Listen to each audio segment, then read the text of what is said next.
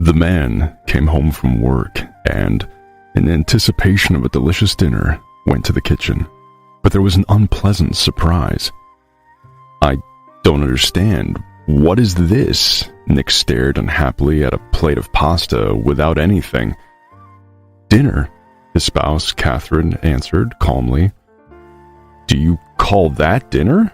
I'm a man. I need some meat." "We have no money to buy meat," Catherine explained quietly. But instead of calming her husband down, her tone made him very mad.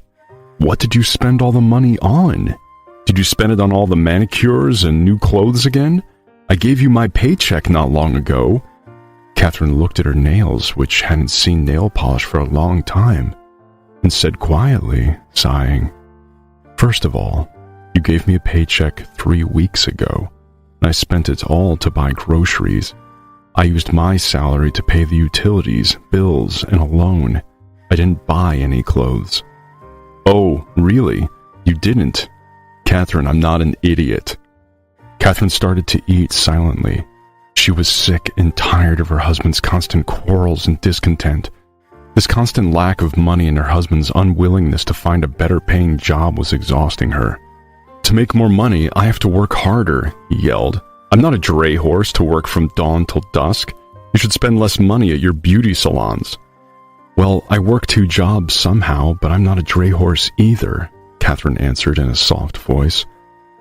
"Don't try to compare my work to yours. You just spend all day drinking coffee and chatting with your colleagues, and that's it. You could get a 3rd job while working like that." "Well, at least you could find one if you think it's so easy."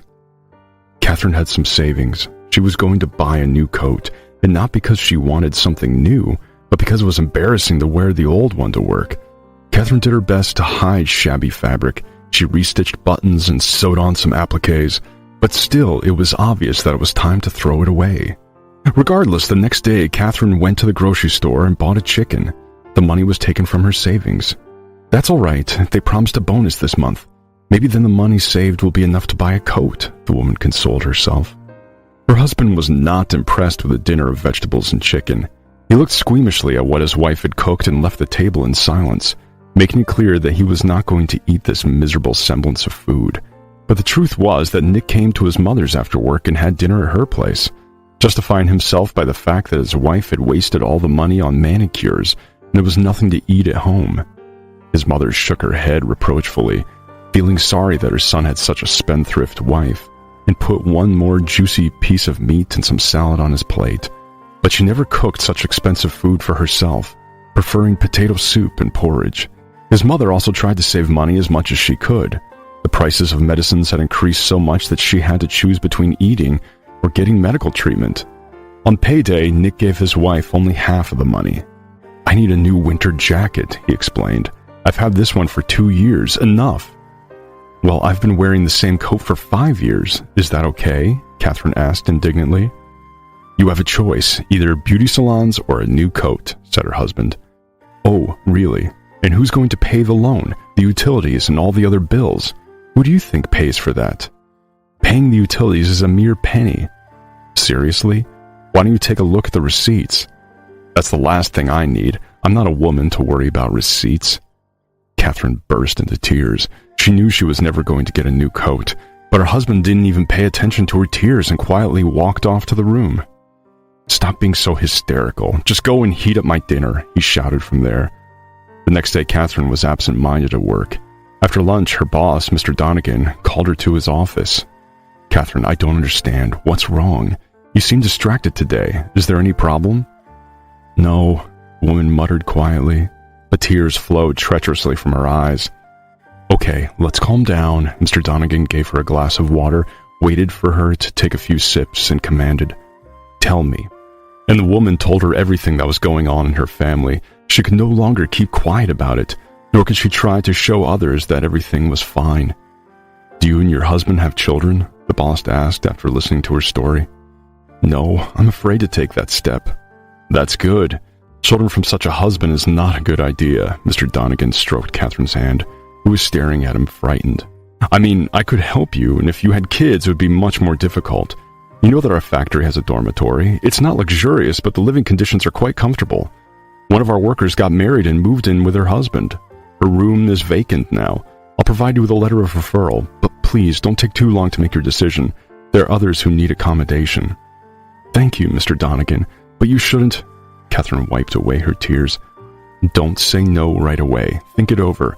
You have a week." The boss looked at the woman carefully and added, "Now go back to work, and don't worry so much." Nick didn't talk to his wife. He didn't even eat dinner, but went to his mother's house after work.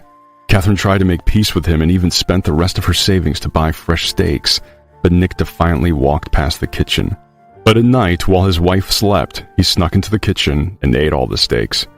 Catherine noticed that, but she didn't say anything, hoping her husband would be willing to reconcile after that. Just before the lunch break, Mr. Donegan ran into the office where Catherine and the other women were working. "Girls, I need your help. We need to take samples of our products to potential customers right now." The women looked at each other. No one wanted to go anywhere. Everyone made up some non-existent urgent work and pretended to be busy. Catherine decided to help out her boss. "Mr. Donegan, I can do that." She got up from her desk. The customers liked the samples. They looked at them with enthusiasm and promised to place a big order. But what embarrassed Catherine the most was one of the customers, who complimented not only the products but mostly Catherine herself. He even walked her to the exit of the building. "Catherine, can we see each other again?"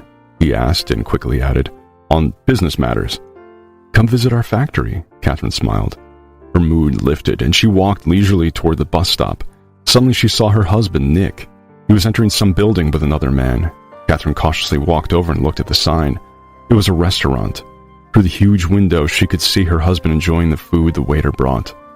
The woman decided to find out where her husband got the money to eat at the restaurant. She entered the restaurant and made her way to the table where her husband was sitting.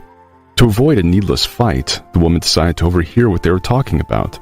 Maybe this man was paying for lunch as a thank you for something. The tables were separated by partitions, and Catherine hid behind one of them.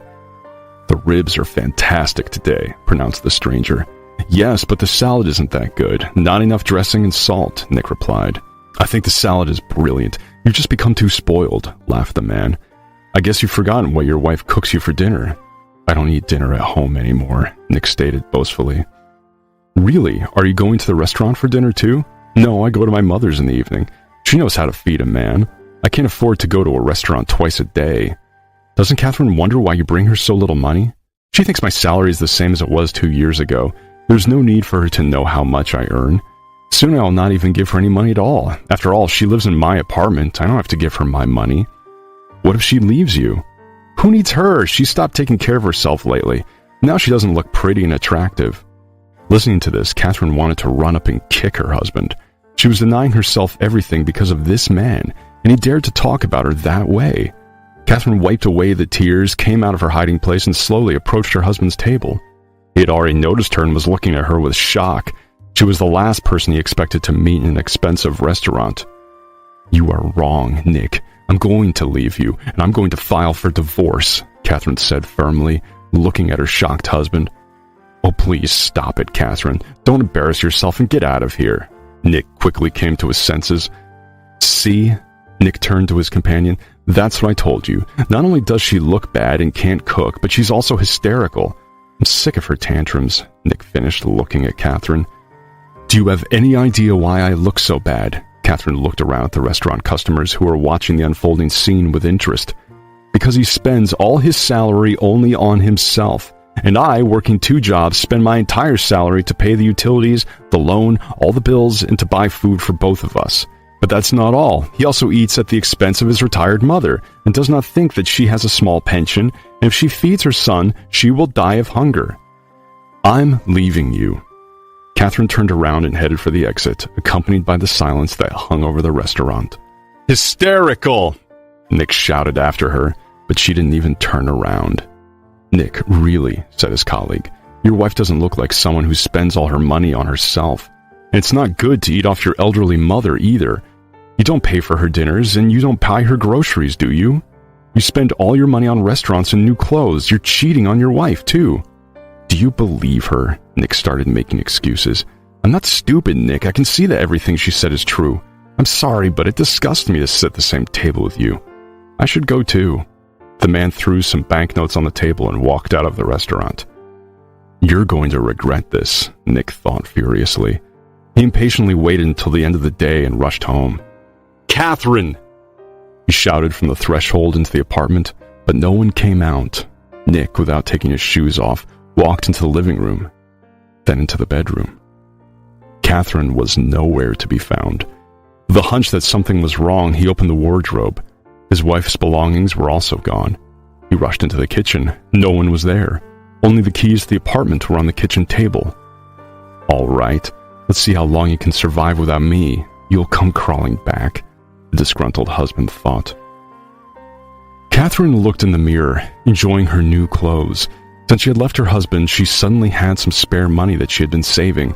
So today, putting a part of her salary into the box again, she realized that there was a good stack of banknotes. Catherine counted the money and sat down on the bed, surprised. A new coat became a reality, and the new boots were a nice bonus. "So? Surprised? You look like you don't know where you got that money," laughed her roommate Jillian. "Oh, this is so unusual.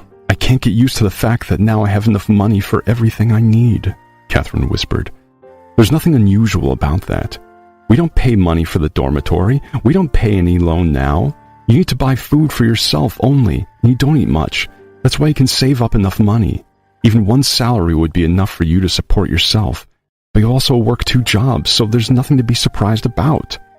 Catherine went to the mall with Jillian and finally bought a new coat and boots. Then they went to the cafe to celebrate their purchases. "Is Stephen coming today?" Jillian asked slyly, eating ice cream. Stephen was the same customer who had showered Catherine with compliments when she brought them the samples. He began courting Catherine as soon as she moved into the dormitory. At first, she ignored him, but soon, under Jillian's pressure, her heart melted. "Let him prove that not all men are the same as your Nick," her friend persuaded Catherine. And so tonight they were to have their 3rd date. Usually they walked somewhere in the park, since Catherine was still embarrassed to wear new clothes. But today she was ready to accept his invitation to go to a restaurant. Nick sullenly forked at the unappetizing pasta. He didn't have a penny in his pockets. For the first month after Catherine's leaving, he continued to live as before and was even glad that now he did not have to give his wife part of his salary. But a month later, he got a phone call. "You have a loan payment delay. We have assessed penalties and expect you to pay soon," the bank called. Nick was outraged. How so? Why is Catherine not paying off the loan? He called his wife to scold her, but Catherine's answers shocked him. "The loan is made out to you, and the item you bought with that money stayed with you. So why should I pay for it?" Catherine answered calmly and hung up.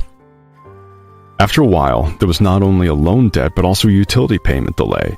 Nick never wondered who was paying the bills, and it turned out that the bills were huge, considering that he constantly forgot to turn off the lights and water in the apartment. He had no choice. When he got his paycheck, Nick paid off his debts and was left with almost no money. He went to see his mother, but she wasn't at home. She was hospitalized. Since she spent almost all her money on groceries to feed her son, she could not afford to buy the necessary medicines, and she began to have serious health problems.